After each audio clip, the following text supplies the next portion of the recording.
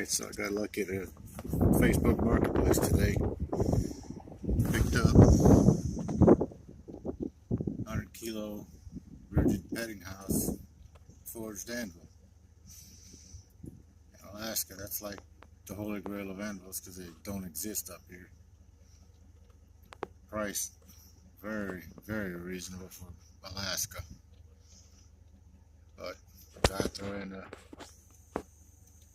wonky stand and a bucket of coal too.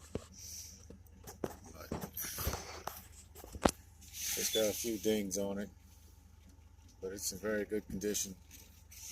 Like I say, here in Alaska, anvils are few and far between, much less an actual Peddinghaus anvil. Dealer today. Out.